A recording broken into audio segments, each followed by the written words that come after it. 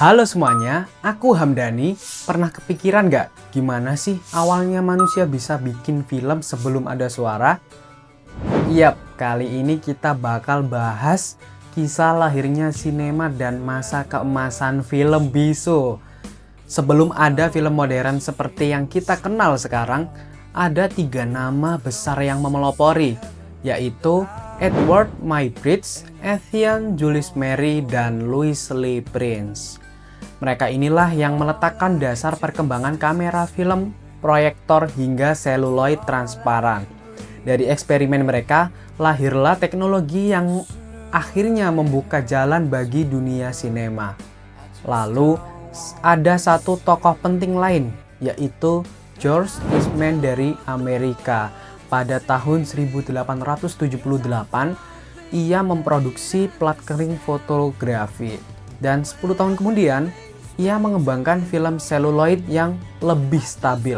Inovasi inilah yang membuat proses merekam gambar bergerak jadi lebih praktis dan tahan lama.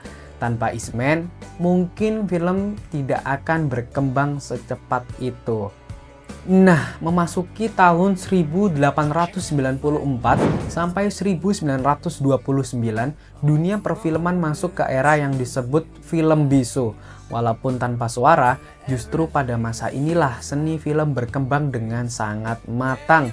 Dari awal 1910-an hingga akhir 1920-an, film bisu menjadi ladang inovasi. Berbagai aliran besar dalam perfilman dunia bermunculan, mulai dari impresionisme Prancis, ekspresionisme Jerman, sampai montase Soviet. Semua aliran ini melahirkan gaya bercerita visual yang memengaruhi sinema hingga abad ke-21. Para pembuat film bisu benar-benar memelopori bentuk seni sinema. Hampir semua gaya dan genre film yang kita kenal hari ini, mulai dari drama, horor, komedi, hingga aksi, punya akar dari era ini. Bahkan dari sisi teknis, banyak hal yang sekarang kita anggap standar justru lahir di masa film bisu.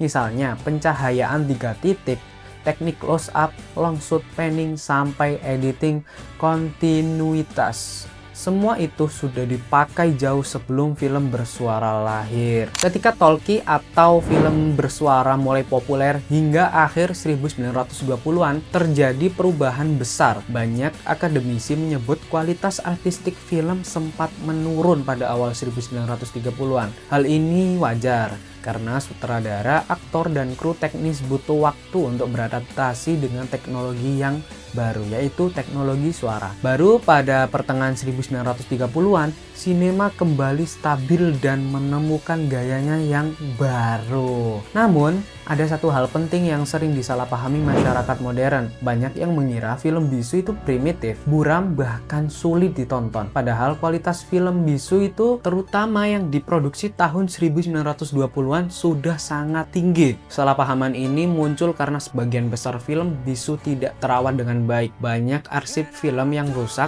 dipotong atau disensor, atau ditayangkan dengan kecepatan yang salah. Akibatnya saat ditonton ulang, hasilnya jadi terlihat lebih kasar.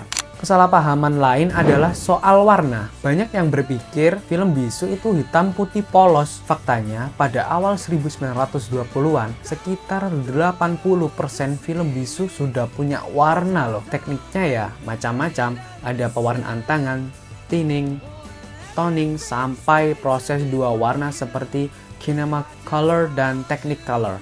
Bahkan pengalaman menonton film berwarna sudah jadi hal yang cukup umum sebelum suara hadir di dalam film.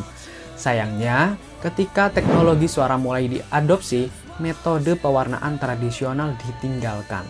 Alasannya, karena proses pewarnaan mengganggu rekaman suara bawaan film. Pada pertengahan 1930-an, memang muncul tri-strip technicolor yang lebih canggih, tapi biayanya mahal dan teknologinya terbatas. Akibatnya, justru penggunaan warna tidak seintensif era film bisu. Ironis, bukan? Jadi, kalau kita lihat ke belakang, film bisu bukanlah sekedar tontonan kuno, tanpa suara gitu ya. Film bisu adalah akar sinema modern. Di sanalah para pembuat film belajar bagaimana menyampaikan emosi, cerita, dan pesan lewat visual. Dari gerakan kamera, tata cahaya, hingga warna, semua itu jadi pondasi yang masih dipakai sampai hari ini. Bayangkan aja, hampir 1 abad yang lalu, orang-orang sudah bisa menciptakan karya visual yang bisa membuat penonton tertawa, menangis, atau merasa tegang. Semua tanpa satu kata pun terucap. Itulah kekuatan sejati dari sinema. Itu dia cerita tentang lahirnya sinema dan masa keemasan film bisu. Semoga dengan ini kita semua bisa lebih menghargai sejarah film. Dan siapa tahu malah bikin kalian tertarik buat mendalami dunia sinematografi. Aku Hamdani, sampai jumpa di video selanjutnya. Bye.